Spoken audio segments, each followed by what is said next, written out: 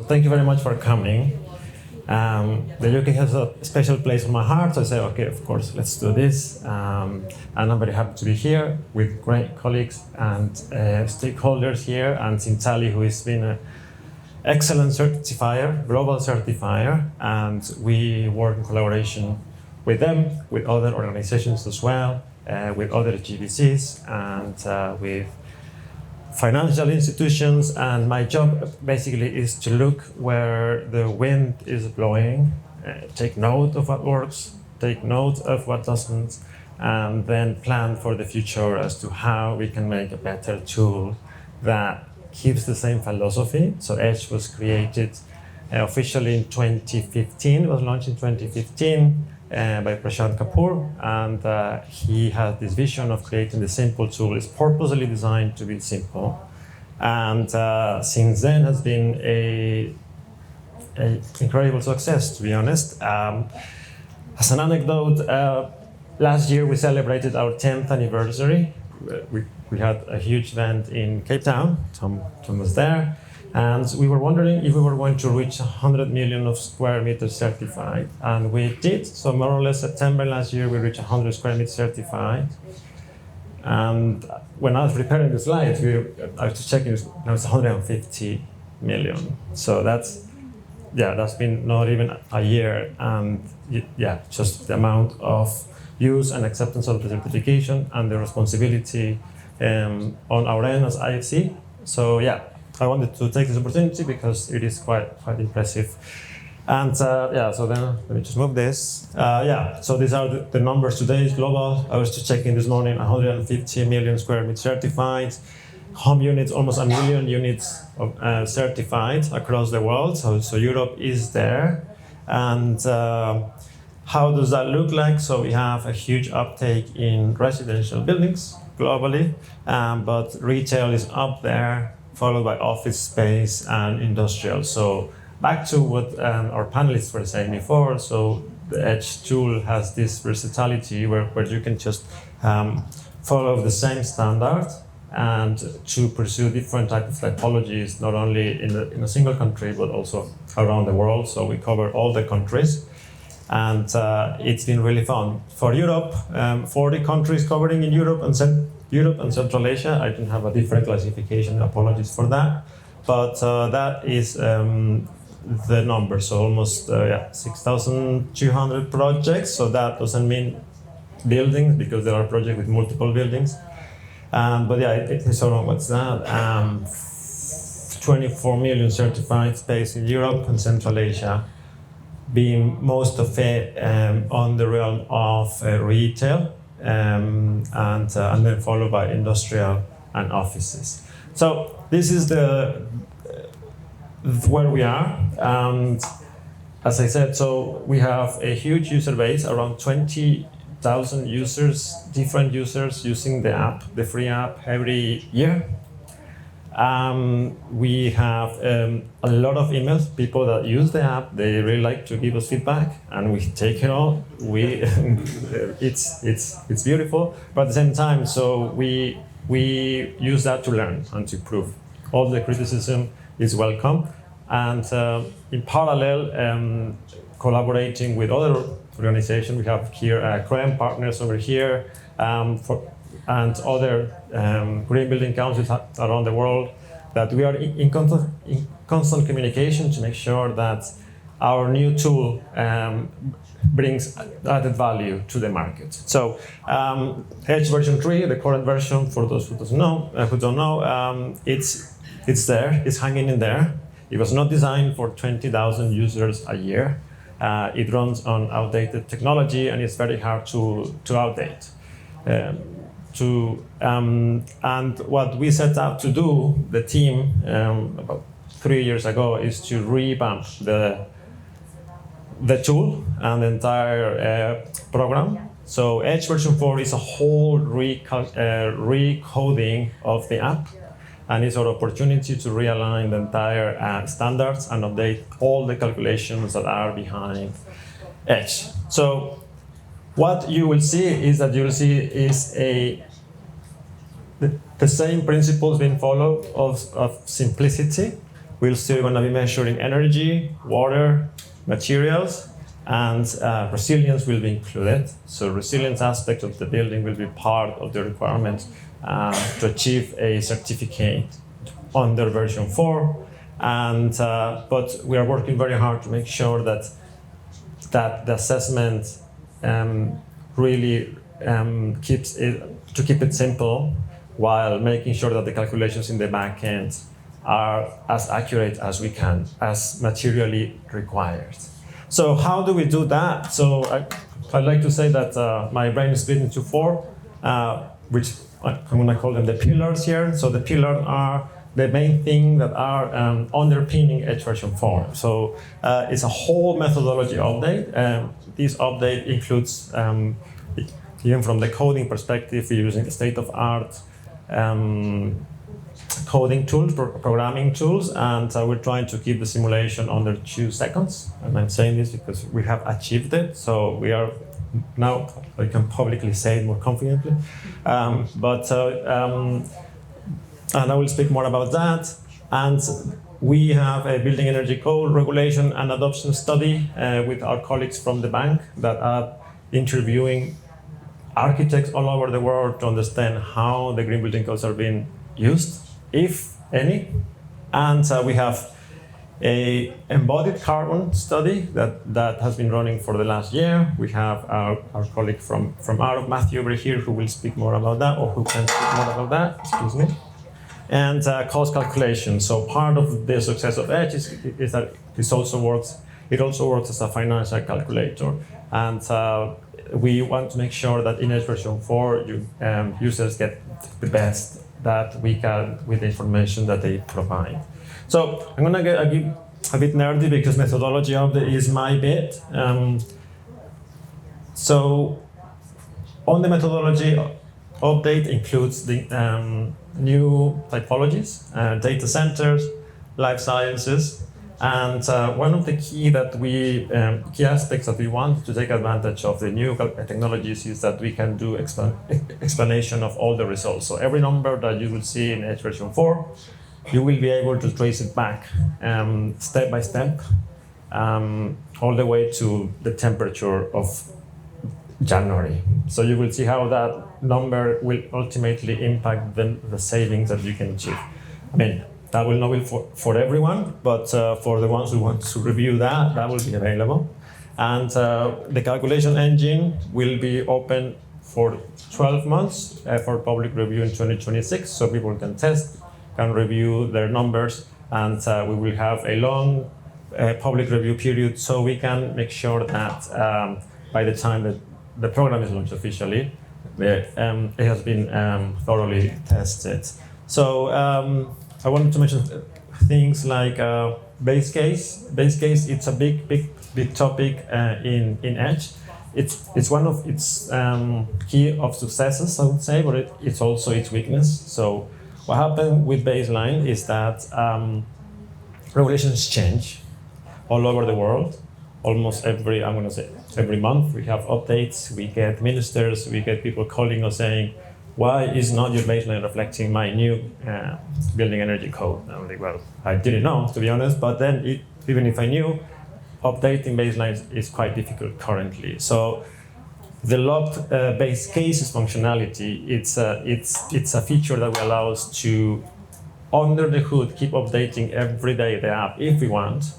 But the moment that clients are registered, they will have a locked in database, base case, for 5 years, meaning that they have that period to do what they have to do with all the certainty that results will not change. While we can keep updating regulations under the hood, so there is more certainty on the use of the Edge app. All the standards behind Edge will be updated to the latest version. So currently, we will have the entire family of ISO standards with 52000, which is the same standard being used for energy performance assessments in Europe. So we have that. It's around the 50 standards, by the way. I don't recommend you to read. I did that for you. And that will be combined with ASHRAE standards And we are taking in a combination of standards, because if you read the entire ISO, they don't give you the recipe. They just say, you can do these 6 things for this scenario, or you can do this. So we are taking calls into what belief is the best common sense in terms of assumptions. So we integrated ASRoE 90.1. This is outdated, now it's 2025, and we're taking some input from ASRoE 2025. But things like fresh air, demand, and all the standards about internal comfort that the app is assuming to then estimate how much energy you will use will be in place and up to date. And natural ventilation, who has been a difficult topic, but quite useful to promote passive design, will be updated all the algorithms to CIPSE Guide 8, and things like foundation modeling, which is being another difficult topic, will be addressed in that. Regarding the methodology in terms of results, you will see operational emissions being disclosed by scope, in line with GHG protocols, which is quite important for reporting frameworks. And we will providing you with primary energy numbers. We'll be providing with weather data for 2050, because it is required that we model for the future. We should stop modeling with weather from the past, because those circumstances are not going to happen anymore. So version 4 will have future weather preloaded. And for things like data centers, we have updated the way we will be assessing them, including different power use effectiveness based on capacity, plus water stress regions considerations. So more nerdy things. The global study that we mentioned on the material side, the coverage of the materials will include things like foundations and frames or structural. So it will be a not full whole life cycle assessment, but it will be much more closer and much more closer to what is a full life cycle assessment, I would say. And the embodied carbon will be moved from A1 to A3 to A1 to A5. That means that we will assess the embodied carbon of the built product, rather than just the shelf embodied carbon. And things like building circularity index, so which is a metric that will assess the level of recycled content or the potential for recycle or disassembly of certain products for users that require that type of reporting. But it's an interesting metric that will allow users to reflect in the certificate their efforts for circularity. So circularity, we believe, there's a lot of things that they can do on site, and our European clients have been requesting it. So in response to that, which is we will have that metric calculated there. On the resilience side, most people here have heard of Building Resilience Index, which is our sister product, also by IFC.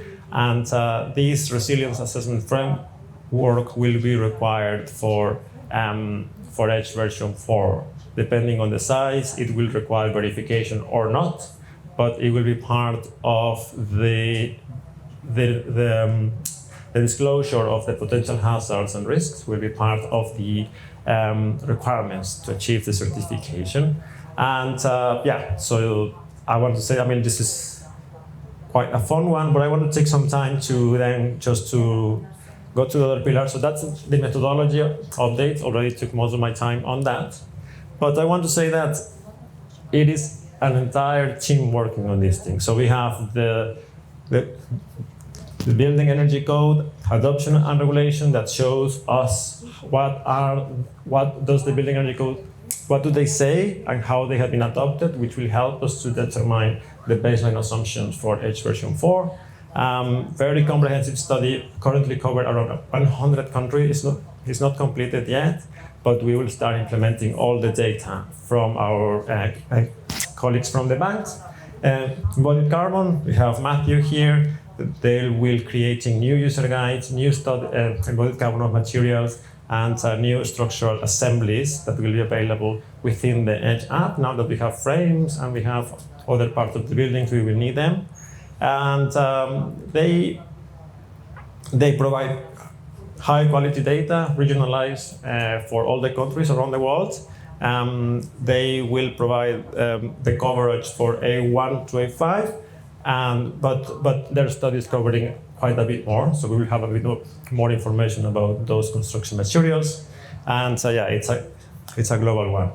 And last but not least, so the cost part, we have our colleagues here from Corian Brown who are working on a re-estimation of the cost of greening, and that it's a very clever methodology they have been working on where they estimate the cost of the base case, and then as you select measures, you can the calculator will be estimating the incremental cost of each of the measures to reach the final improved case scenario, and then we can calculate the cost of greening in terms of percentage. And I need to speak for a moment, so two more minutes, and then we can wrap up my presentation. Edge operations. So edge operations is a response to the global need to be closer to the numbers and to the impact. So for us, once the building is operating and there is enough data, so we looked at how can we use that data to improve the operations of the building. So we went around the world, we looked for the best programs out there, and we were partnering with very, very important institutions to get this done at first time. And this is the output. So edge operations star-based systems that will allow clients that have excellent operational metrics to achieve Edge Operation Certificate. Edge Operation Certificate can be a way to then access to Edge Zero Carbon, for example. So it's not needed to have an existing Edge certification to access Edge operations, but if the data is correct, if the coverage of the data is correct, once it is benchmarked with respect to similar buildings with similar operational patterns, then and once the data is verified by a third party, then it is possible to achieve the certificate, and those who achieve 5 stars can achieve the zero carbon or can go for zero carbon. So the levels are from 1 to 6, being 3, if you get 3 stars, you are market average, and from 4 to 5, you're above market or outstanding or market leader for 6 stars. This is a model that we have tested internally within our World Bank buildings, and it's quite interesting to see because facility managers see 3 stars one year, the next year they see 4 stars and they are very happy. If a star drops for a year, they panic and they want to make a change. They say, look, I don't want to lose my star, so please let's do whatever it takes to bring it back. So it is the language that facility managers understand. This is a yearly assessment. That's an important difference with other operational certification, because we believe that the only way to track performance is year-over-year assessment. And the metrics that will be measured are energy use intensity, GHG emissions, which will come from the energy use, percentage of renewable energy. Notice here that we will be measuring energy used. So it doesn't matter that you have a big solar panel, PV panel, we will be benchmarking your efficiency of how the energy is being used directly. So gross energy use is called. Plus water energy use, and we are exploring metrics related to operational continuity. This is part of BRI, where it is possible to assess that the building is ready to operate in cases of, for example, electricity blackouts. So we don't want to see a building that achieves 5 stars just because there is a blackout for 3 months, right? So that is part of the things that are considered in edge operations. We're quite excited about that. We are in pilot stage. We have our colleague from Sintali running a global pilot, and we are quite excited to share results and lessons learned with them and with everybody. And that's about it. And happy to take questions if you have any, which I'm sure you might not have.